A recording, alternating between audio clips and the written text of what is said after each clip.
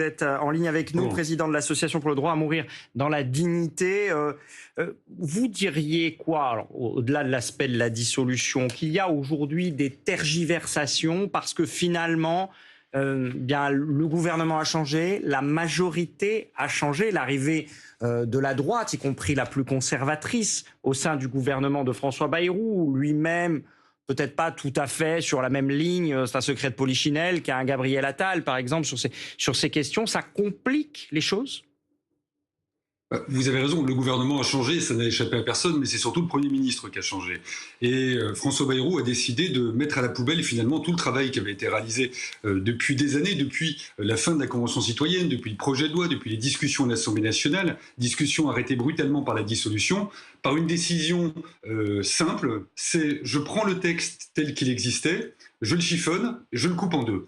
Donc c'est-à-dire que quand on avait réussi à travailler sur un texte de continuum entre l'accompagnement, les soins palliatifs et un recours à une aide active à mourir, on se retrouve avec deux textes séparés, alors que finalement, ils doivent pouvoir avancer absolument ensemble. Et c'est tout le but aujourd'hui des discussions aussi qui ont lieu au sein de la Commission des affaires sociales. Et on voit bien qu'il faut absolument travailler à un accompagnement global et ne surtout pas chercher à opposer d'un côté les soins palliatifs et de l'autre côté l'aide active à mourir. Maintenant, sur le changement à l'Assemblée, vous avez raison, il y a la droite, il y a le Rassemblement national, mais il n'a échappé à personne aussi que la gauche est arrivée renforcée au sein de l'Assemblée nationale. Mais c'est une question intime qui fait face à des convictions personnelles. Il y aura une liberté de vote dans l'ensemble des groupes, et que ce soit à droite, à gauche, au centre, vous avez des députés qui sont favorables, des députés qui sont opposés. Chacun va pouvoir s'exprimer, je l'espère simplement dans le respect et sans excès et outrance. Jean-Noël Jourdan, est-ce que vous comprenez, vous, la réflexion du Premier ministre François Bayrou qui consiste à dissocier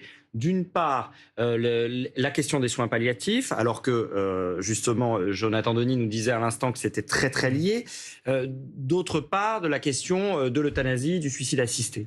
Alors, ce qu'on comprend, on pense que c'est plutôt politique. La Convention, elle, s'est prononcée, comme le disait Jonathan Denis, sur une continuité, c'est-à-dire que les soins palliatifs doivent être généralisés, que les malades, les patients puissent bénéficier de tout ça, et que l'aide active à mourir se propose pour ceux qui ont des souffrances réfractaires et qui ne peuvent pas être soulagés autrement. Et il y a un besoin qui est faible par rapport à l'ensemble des patients, mais qui existe. Et c'est une ouverture de droit. Et en séparant les deux textes, en fait, c'est un moyen, finalement, de dire que cette loi sur l'aide active à mourir n'est pas liée aux soins palliatifs.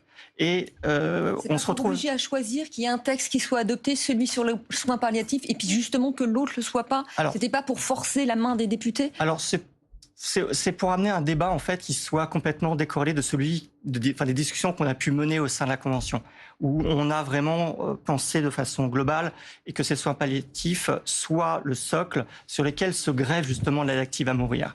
Et là, on se retrouve à quelque chose qui soit hors sol, qui va être débattu de façon purement politique, en fonction on va dire des postures, des dogmes, alors que il y a Sauf que moi je vois le côté positif, c'est que ça pourrait éventuellement aider à faire avancer les soins palliatifs si toutefois l'autre partie prêtait plus à débat. Alors, on peut le voir comme ça. J'imagine que c'est comme ça que le Premier ministre c'est possible, hein, je ne suis pas je ne suis pas dans le secret d'État par rapport à ça. C'est nous, notre perception, c'est le fait d'avoir séparé finalement politise énormément le débat, il le cristallise, on se retrouve sur quelque chose qui est un peu un positionnement oui-non, alors que nous, même la Convention, on n'a jamais été dans un positionnement aussi divisé.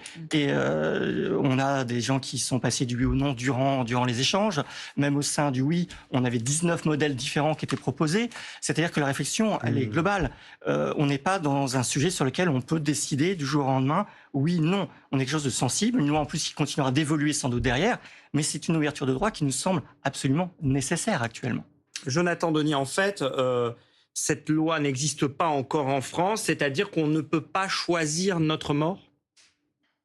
Aujourd'hui, vous avez un cadre, c'est celui de la loi Claes-Leonetti de 2016, qui permet donc de pouvoir demander ou bénéficier d'une sédation profonde et continue jusqu'au décès, c'est-à-dire on va vous endormir, on va attendre que le décès survienne si vous êtes atteint d'une maladie grave et incurable et que votre pronostic vital est engagé à court terme, c'est-à-dire à quelques heures ou à quelques jours. Toute la question qui a été posée à la Convention citoyenne, c'est est-ce que ce cadre est suffisant ? La Convention citoyenne a quand même très largement répondu non. Et ils se sont prononcés effectivement à plus de 75% pour qu'il y ait une ouverture d'une législation sur l'aide active à mourir. Maintenant, toute la question va être qu'est-ce qu'on entend par l'aide active à mourir ? Qu'est-ce qu'on entend par le suicide assisté ? Qu'est-ce qu'on entend par l'euthanasie ? Qui pourrait éventuellement demander cet accompagnement ? Si on fait une loi aujourd'hui qui ne répond toujours pas aux demandes qui ont été exprimées, je pense par exemple par Vincent Imbert, il y a plus de 20 ans, ce serait catastrophique. Il faut juste se rappeler que quand on nous dit que ce débat va trop vite, ce débat il date de 47 ans. La première proposition de loi sur l'aide active à mourir, elle date de 1978. J'ai connu des débats qui avançaient beaucoup plus vite, donc je pense que tout le monde a pris le temps aujourd'hui et qu'on est prêt à pouvoir faire cette réponse globale, comme le disait très bien la Convention citoyenne, accès universel aux soins palliatifs et légalisation d'une aide active à mourir.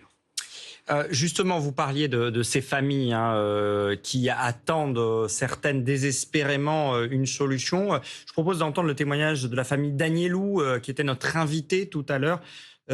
Son fils était en état de mort cérébrale depuis 20 ans. Je propose d'écouter un extrait du témoignage du père. Je tiens à préciser que c'est une demande de sa maman. Et je pense que toutes les mamans de France peuvent la comprendre. Et aujourd'hui, il n'y a plus de solution pour Benjamin. Il n'y en a plus.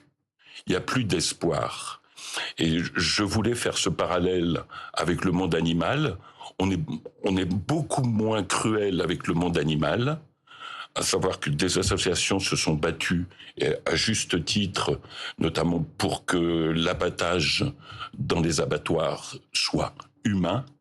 Et lorsque vous-même, vous avez un animal domestique et qu'il est en fin de vie, vous l'apportez chez le vétérinaire et vous le quittez avec un dernier regard, une dernière caresse, vous le quittez en amour.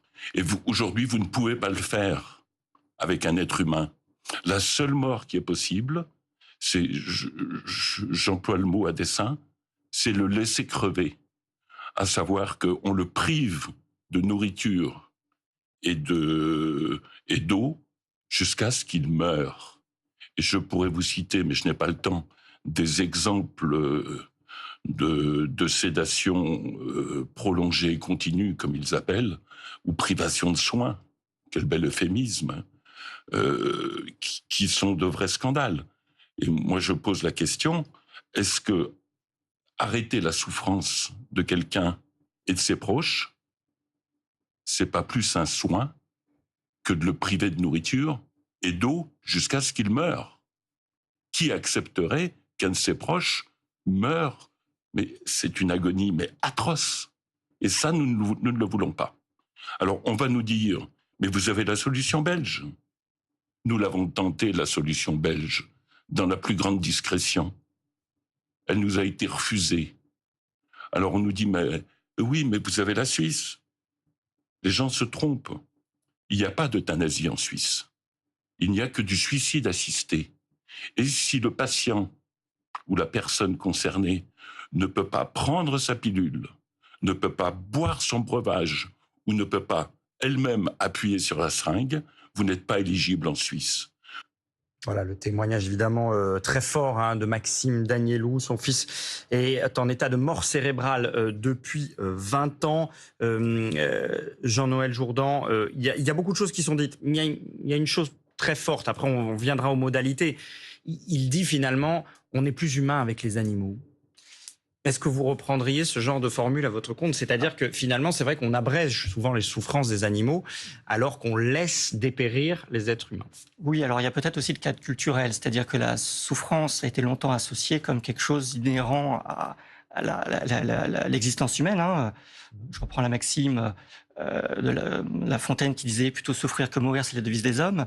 On est dans une société où on considère que la souffrance fait partie intégrante, alors même que parfois elle peut se montrer totalement insoutenable. C'est pour ça qu'on n'a pas développé assez les soins palliatifs. Alors, En tout cas, c'est sans doute culturel. C'était très long, les lois palliatives, c'est fin donc 80, 90, mais c'est même déjà le regard sur les patients de manière générale. Hein. On est souvent dans des actes qui sont très bien encadrés, mais sans avoir une considération de ce que vit vraiment le patient. Et c'est une des réflexions qu'on a eues d'ailleurs durant la Convention, c'est-à-dire que nous, bien portants, on ne peut pas savoir exactement ce que vit quelqu'un qui souffre, quelqu'un qui veut partir. Et se substituer à lui pour décider, ça paraît très difficile. Jonathan Denis, le cas de la famille Danielou est très particulier parce que finalement, si j'écoute Maxime Danielou, il est, sans mauvais jeu de mots, dans un angle mort de la loi, y compris en Belgique et en Suisse.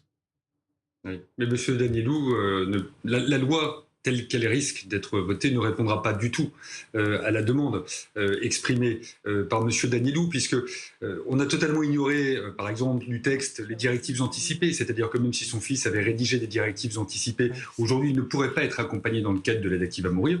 Et puis on n'a pas non plus réfléchi à ce qui pouvait arriver en l'absence de directives anticipées, même si il y a eu une avancée ce matin lors des discussions en commission des affaires sociales, puisqu'on a commencé quand même à définir qu'il pouvait y avoir une hiérarchie familiale pour la décision en cas de non-directive anticipée ou de non-désignation d'une personne de confiance. Mais ni en Belgique, ni en Suisse, le fils de M. Danielou ne pourrait être accompagné et la France ne le fera certainement pas à l'issue du vote de ce texte. Et effectivement, c'est dramatique ce qu'affrontent les parents de M. Danielou, c'est dramatique ce qu'affronte évidemment son fils, mais M. Danielou pointe quelque chose de très important, c'est finalement toute l'hypocrisie que nous avons eue dans le cadre des différentes discussions. Il parle de la sédation profonde et continue jusqu'au décès en parlant de privé d'alimentation, privé d'hydratation, mais c'est bien cette réalité-là aussi. On nous explique que finalement le patient meurt de sa maladie, mais en réalité le patient meurt d'une maladie qu'on va lui créer quand des sédations durent plusieurs jours, voire même plusieurs semaines. On voit bien toute l'hypocrisie de cet accompagnement qui a été décidé il y a quelques années. On voit qu'il y a en fait une somme de cas particuliers, Jean-Noël Jourdan. C'est ce qui explique que dans la Convention sur la fin de vie, il y avait, même sur ceux qui voulaient une loi, différentes possibilités. Parce qu'on parle de suicide assisté, on parle d'euthanasie. On voit bien qu'il y a des cas de figure où le suicide assisté ne peut pas fonctionner parce que, en l'occurrence, le fils de Maxime Danielou, il est en mort cérébrale depuis 20 ans, donc il ne peut pas. Tout à fait. Le cas Lambert nous a porté tout le long de la Convention, puisque c'est quand même quelque chose qui a été très médiatisé, qui a été porté. Et c'est vrai qu'on est très rapidement venu sur la question du suicide assisté, notamment pour soulager les soignants qui avaient manifesté cette demande justement de ne pas avoir à faire le geste. Et on s'est rendu compte rapidement qu'il y avait des cas de figure, des gens qui avaient des demandes, des besoins, et que l'euthanasie ne pouvait pas être ignorée dans ces cas particuliers. Et c'est pour ça que nous, ce que nous voulions, c'est que les directives anticipées soient intégrées là-dedans, de telle manière à ce que la demande puisse être exprimée bien avant que les gens aient à vivre cette situation-là. Vous voulez dire qu'il faudrait qu'on en fasse tous une forme de testament, comme pour les dons d'organes. Alors pour les dons d'organes, maintenant, il faut dire si on ne veut pas. Voilà. Oui. Dans la loi Claes-Leonetti, il y avait les directives anticipées. La communication, elle est faite. Alors, elle est plus faite à certaines catégories d'âge. Hein. On va rarement dans les maternelles pour leur dire vos directives anticipées. Mais en tout cas, elles existent.